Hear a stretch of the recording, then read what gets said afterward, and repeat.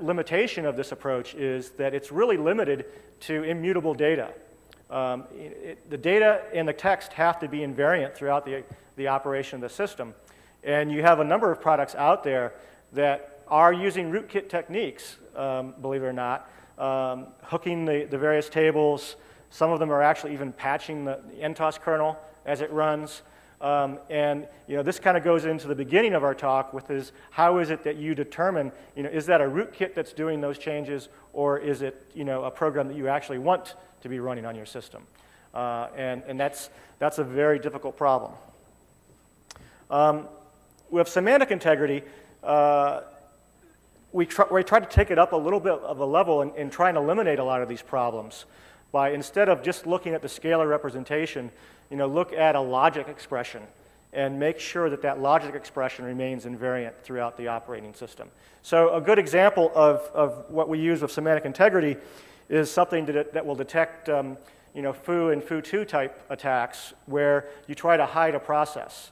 The usual technique for that is that you take the process off the process list, but you leave it on the thread list. And so you have kind of an inconsistency in the state of the operating system. And so a semantic predicate for that would be basically, there shouldn't exist a thread without a corresponding process entry. And that's something that's very easy to check, and you should never see that situation in a running system. If you do, either somebody's trying to hide a process or something grievous has happened to the memory of that system. And so that's kind of the standard example of what we think of with semantic integrity. And you can kind of take that a lot further out and come up with a whole set of these things. The problem is how do you come up with them? And that's the subject of the talk at Usenix Security, at least partially anyway. So the other approach that we're all pretty much familiar with, is your standard signature-based detection techniques. This searches the file system or memory for a database of signatures. And your detection capability is only as good as your signature database.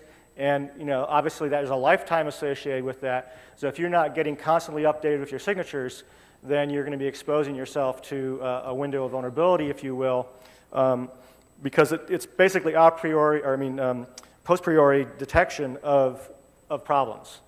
And so it's good. It's been very effective for a lot of years. It still is very effective. But again, it opens you up to the 0 days. Behavioral detection is something that in the last few years has kind of moved into the Windows space.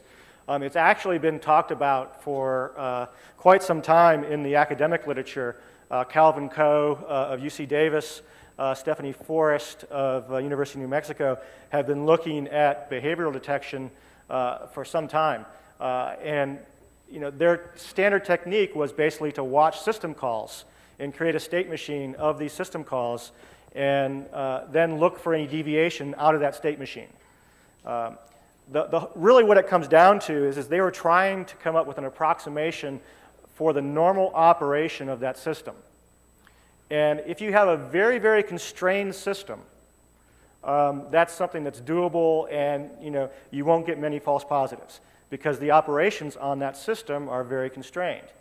But if you take a general purpose system like what we're used to using on our laptops or on our desktop, you just load up Internet Explorer and you're going to see a litany of activity that is beyond normal by these state machines.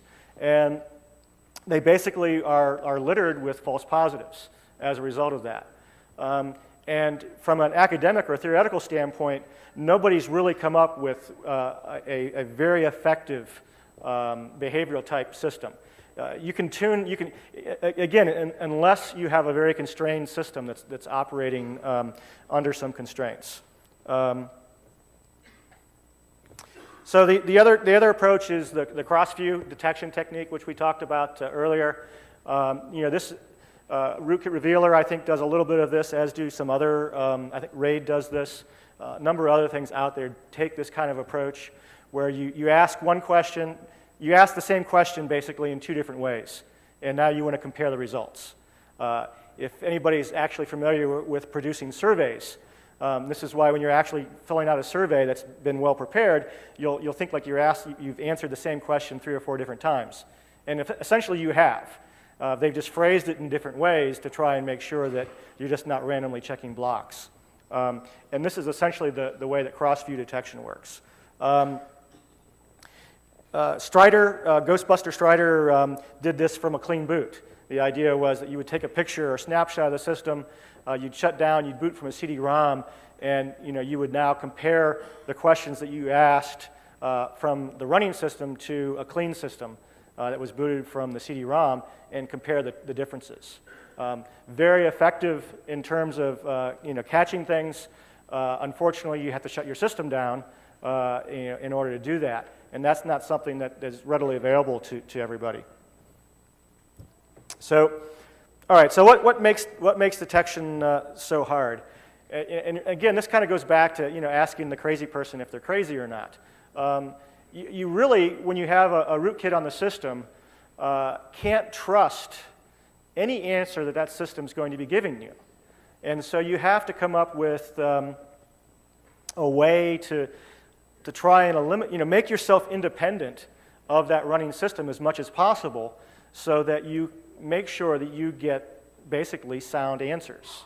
And this is a problem for, whether you're in the kernel itself, running as a driver, or whether you're running as an application. More so if you're running as an application with Windows because of all the layers you've got. But you really can't trust the answers. And so what do you do? And the other problem is as I've talked about, security technology is dual use. So there's a rootkit from China out there that provides a backdoor called UAY. This particular rootkit basically uses the same techniques that ZoneAlarm uses. And so how is it that you differentiate between UAY and ZoneAlarm? And there are ways, but it's not the most straightforward thing in the world. All right, so it's really hard to tell if you have a rootkit on your system. What happens if you actually can determine that you have a rootkit on your system? What is it that you do? Well, this is where you get into an even bigger can of worms, if you will, and that is a lot of these rootkits make some very detailed changes to the running operating system. And as Jamie mentioned, some of them actually make the operating system unstable. And so how is it now that you can take basically this unstable system and try and bring it back into stability? I mentioned in the last slide that you want to have independence and basically isolation as much as possible from the running system to detect the rootkit. Now, in order to make any changes to the running system, you need to have very, very close coordination with that system. You basically need to be able to put a memory lock on the space that you're going to be changing so that the system doesn't crash, because you have a race condition here. But the problem is we have a chicken and the egg. That close cooperation with the operating system is at odds of us being isolated and independent with that operating system.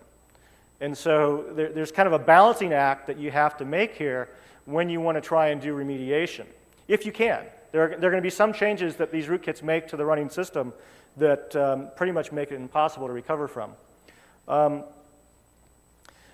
The other very, very important aspect here is that in order to repair the damage, if you will, that a rootkit has done to your system, you basically need to be able to write into the kernel space of the running system.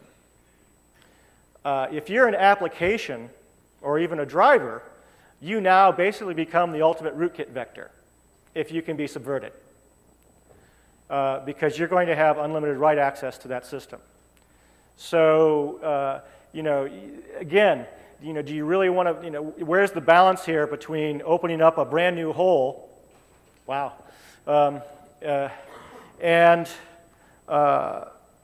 protecting yourself, or recovering, if you will.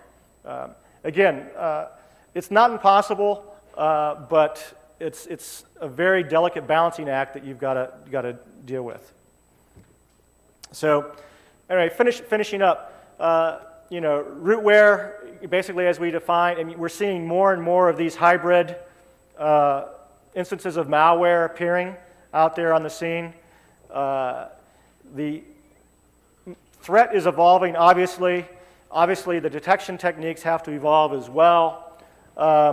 And the problem with rootkits is because they are so low level, we have a lot of problems in detecting them because of intent issues. How is it that, I mean, basically you're talking about making the rootkit detection system self-aware in a way, because how is it that that can detect intent? It really can't. You have dual-use technology that you basically have to be able to deal with. Is it, a valid program that's modifying NTOS kernel, or is it malicious or a pup? And then finally, the remediation is incredibly difficult, and in some cases it's going to be impossible. If a rootkit blue screens the machine, obviously you're not going to be able to recover from that. And a lot of these rootkits do put the system into a really bizarre state, such that any changes are going to basically cause an instant blue screen. So anyway, that's basically what we have. If you have any questions, other than asking who I was, there wasn't a... You already asked your question for the day, sir, so let me know. I'll get you in a second. Yeah, go ahead. JB mentioned earlier rootkits moving with like a hypervisor mode. Is there any move for detection tools moving to that same hypervisor mode so that they have that parallel with the kernel that interacts? Right. I mean, that's certainly a possibility, right? I mean, it's dual-use technology. So, yeah, so the question was, there's a trend with hypervisor rootkits. Is there anything that's being done with respect to hypervisor detection methods? And basically it's dual-use technology. So, is it possible? Probably. Yeah, in the back. Is what making it come back? I don't know what that is. Which one? ZK. Do you know what that? I'm sorry, I don't know. Yes.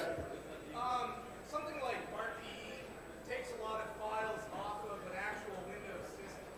Are you aware of any rootkits that you booted with RPE with the boot of RPE, or is that a relatively safe method to try to do some comparisons? I'm not aware of it. So the question is, BART-PE, are there any rootkit attacks against BART-PE? I'm not aware of any. Jamie's not. I mean, just because we're not aware of something doesn't mean that it doesn't exist. And basically everything can be attacked. It's just a matter of whether somebody wants to go to the trouble of doing it. So, you got to trust there's an old Russian saying, trust but verify. Ronald Reagan used it as well. But, basically you got to trust your tools, but you need to verify them. So, yes? I think they put them on the BlackHat website. We'll certainly make it available to them for that, and we'll probably put it on the company website as well. Mm-hmm. Okay. Not seeing any other questions. Thanks everybody for getting up so early. Have a good day.